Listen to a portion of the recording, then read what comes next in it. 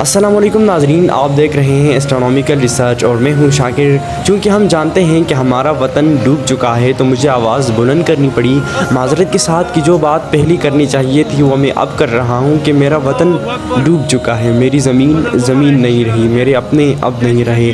سیلابی ریلوں سے آبادیاں اور ہزاروں روحیں جسم کو چھوڑ کر جا چکی ہیں۔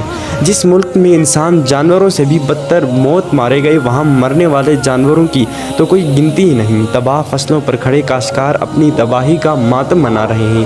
کہیں بھوک سے بلکتے بچے جسے دودھ تو دودھ، روٹی کا ایک لقمہ بھی نصیب نہیں، جو پانی میں گھرے ہوئے تو ہیں مگر اس سے اس کی پیاس نہیں بجھتی۔ پانی انہیں بے گھر تو کر سکتی ہے مگر ان پیاسے گلوں کو تر نہیں کر سکتی۔ جن کا زمین پر کوئی آسرا باقی نہیں رہا، وہ آسمان والے کو آواز دے رہے ہیں۔ سوشل میڈیا پر جو ویڈیوز صحافی اور اراکین شیئر کرتے ہیں، اگر آپ وہ دیکھ لیں تو آپ خون کے آنسو روئیں گے۔ یہ انتہائی دردناک اور کردناک ویڈیوز ہیں۔ یہ منظر دیکھیے کہ ایک بچہ جسے دنیا والوں سے کوئی امید نہیں، جسے دنیا والوں پہ کوئی بھروسہ نہیں، وہ اسی کو پکار رہا ہے جو اس سب کو روک سکتا ہے، اور وہ گواہی دیتا ہے کہ اللہ نہیں ہے، کوئی نہیں ہے آپ کے سوا، کوئی نہیں ہے آپ کے سوا عبادت کے لائق۔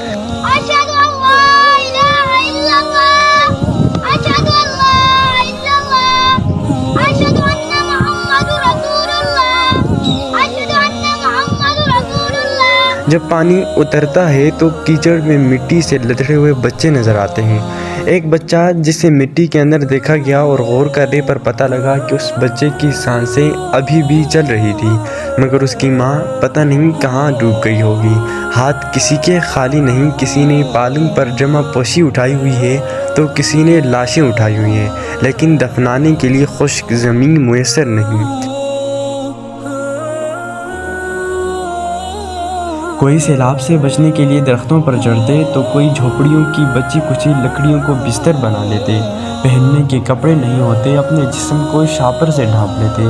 انتہائی خوفناک منظر، اور یہ ریت میں دھسے ہوئے ہاتھ یقیناً حکمرانوں کے گریبان تک رسائی حاصل کرنا چاہتے تھے۔ ہاں، ووٹ دینے والے تو اب بھی زندہ ہیں، مگر جو لوگ ووٹ دیتے تھے وہ اب زندہ نہیں رہے۔ جون سے لے کر اب تک تقریباً 1000 سے زیادہ جانیں جا چکی ہیں۔ ناظرین گرامی، یہاں آپ کی توجہ چاہوں گا۔ یہ وہ لڑکے ہیں جن کا اللہ کے علاوہ کوئی نہیں تھا، ہاں کوئی نہیں۔ تڑپتے رہے، چیختے رہے، امید میں رہے کہ کوئی مسیحا تو ہوگا جو آ کر ہمیں بچا لے۔ اور ناظرین گرامی، یہاں غور کیجیے گا کہ یہ 5 لڑکے بھائی تھے، اور ان 5 بھائیوں کے دلوں میں ایک دوسرے کے لیے کس طرح کی ایموشنز پیدا ہوئی ہوں گی۔ وہ 5 بھائی ایک ساتھ کھڑے تھے کہ ان میں ایک بھائی پانی کی ضد میں آ گیا اور وہ شہید ہو گیا۔ تو ناظرین گرامی، یہاں پر سوچیے گا کہ دوسرے بھائیوں پر کیا بیت رہی ہوگی۔ ناظرین، کتنی دردناک موت ہوگی۔ سوچیں، خالص پانی نہیں تھا کہ پانی میں چلے جائیں، بلکہ ہمارے روم سے بھی بڑے بڑے چٹانیں سیلاب میں موجود تھی۔ ذرا سوچئے ان کے جسم کا کیا حال ہوا ہوگا۔ میں داد دیتا ہوں کوہستان کے لوگوں کو جنہوں نے اپنی مدد آپ کے تحت ان 5 بھائیوں میں سے ایک بھائی کو بچا لیا۔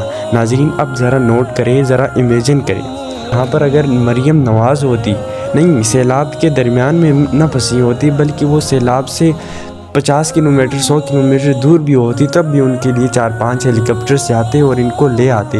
لیکن یہاں پر ان بیچارے کوہستانیوں کو کون پوچھتا ہے۔